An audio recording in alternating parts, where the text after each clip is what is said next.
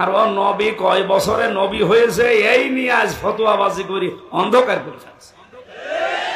তাহলে ওটা যদি মুসলমান থাকতো তার কথা মানতাম, ও তো কাফের হয়ে গেছে। সূরা আনআমের 50 নম্বর আয়াত, সূরা হুদের 31 নম্বর আয়াত।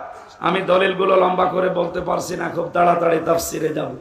এই দুইটা আয়াত অনুযায়ী এদেশে আজ হাজারো মানুষ এই কথা যারা বলে আল্লাহর ধন রাসূলুল্লাহকে দিয়ে আল্লাহ গায়েব হয়ে গেছে, বিশ্বাস করে কেউ যদি মন থেকে কথা বলে ও কাফের। আল্লাহর দনেরা সুলকি দিয়া গেলেন আল্লাহ গায়েব হইয়া, রাসূলের ধন খাজা পাইয়া। কাফেরের জানাজা পড়া জায়েজ আছে? বলেন।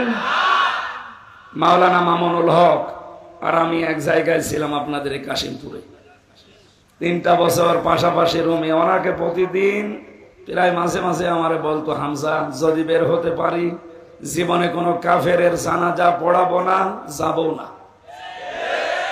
বিষয়টা নিয়ে আপনার এত কঠিন কেন? মাঝে মাঝে আমার ব্যাখ্যা দিত, দেখো কাফেরের জানাজা পড়া জেনে শুনে কি হারাম, কথা বলে না কেন? রাসূলুল্লাহকে আল্লাহ নিষেধ করেছিলেন তার চাচার জানাজা পড়তে, কবরে যেতে। সূরা তাওবার 113 নম্বর আয়াতে আল্লাহ দলিল দিয়েছেন। সূরা তাওবার 84 নম্বর আয়াতে দলিল আছে। আল্লাহ পাক যদি রাসূলুল্লাহকে কথা বলতে পারে আপনার আপন চাচা আবু তালেব, তাও তার কবরের কাছে যেতে পারবেন না, দোয়া করতে পারবেন না, কারণ লোকটা মুশরিক। লোকটা কি? আজ যারা আল্লাহর ইবাদতে অন্য কাউকে শরীক করে জিকিরের নাম নিয়ে, আশেকের নাম নিয়ে মুশরিক হয়ে যাচ্ছে, এরাও তো কাদিয়ানীদের মতোই কাফের। খ্রিস্টান মিশনারি কাদিয়ানীরা যা করছে নীরব আন্দোলনের মাধ্যমে, আর এরা সরব আন্দোলন শুরু করে ওরা ওদের কাজকে এগিয়ে দিচ্ছে। এই জন্য ওদেরকে থামার জন্য আহ্বান জানাচ্ছি। আমরা আছি এই ঝামেলায়, আর এ কি শুরু করেছে আল্লাহ জানে। গতকাল প্রধানমন্ত্রী 14 দলের সাথে বৈঠকে যে কথাগুলো বলেছিলেন সর্বশেষ, আপনি তো এখনো তার কথার আকার ইঙ্গিত, তার আকাঙ্ক্ষা যেটা, এটা এখনো বোঝেননি। উনি কালকে জানিয়েছিল পার্বত্য চট্টগ্রামের কয়েকটা জেলা এবং মায়ানমারের কিছু অংশ নিয়ে সাদা চামড়ার কিছু মানুষেরা নীরব আন্দোলন চালিয়ে যাচ্ছে। ইন্দোনেশিয়ার পূর্ব তৈমুর এবং দক্ষিণ সুদানের মতো তারা স্বাধীন খ্রিস্টান রাষ্ট্র ঘোষণা দেবে। এই জন্যে তারা এয়ারবেস তৈরি করছে। আর আমরা আছি নবী জন্মের পর থেকে নবী ছিলেন না, তুমি দুনিয়া তৈরি হওয়ার আগ থেকে নবী ছিলেন না, 40 বছরে নবী ছিলেন? আরে ভাই, এটা কি মরণের পরের কোন সাবজেক্ট? বলেন। উল্টা পাল্টা জিনিসকে আপনি ইস্যু বানিয়ে আজ মানুষের ভেতরে যেটা আরম্ভ করেছেন, যেদিনে স্বাধীন দেশটা টুকরা টুকরা হয়ে খণ্ড বিখণ্ড হয়ে স্বাধীনতা হারিয়ে ফেলবেন, ওরা যদি সত্যি সত্যি প্রধানমন্ত্রীর এই আকাঙ্ক্ষা বা আশঙ্কা যেটা, এটা যদি সত্যে পরিণত করতে পারে, আর করবে, তার প্রমাণ পূর্ব তৈমুর আর দক্ষিণ সুদান, কিছুদিন আগের কথা। ওরা এইভাবে করেই কাজ করে। গণভোট দিয়ে 228টা রাষ্ট্র পৃথিবীতে, এখন আমরা মাত্র 57টা। কয়টা? আমরা মুসলিম রাষ্ট্র তামাম দুনিয়া মিলে মাত্র 57টা, আর বাকিগুলো সব ওই লাইনের।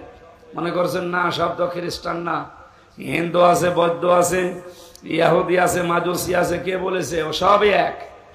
আল্লাহ তাআলা জানিয়েছেন, ইয়া আইয়ুহাল্লাযীনা আমানু লা তাত্তাখিযুল ইয়াহুদা ওয়ান নাসারা আউলিয়া বা'দুহুম আউলিয়াউ বা'দ।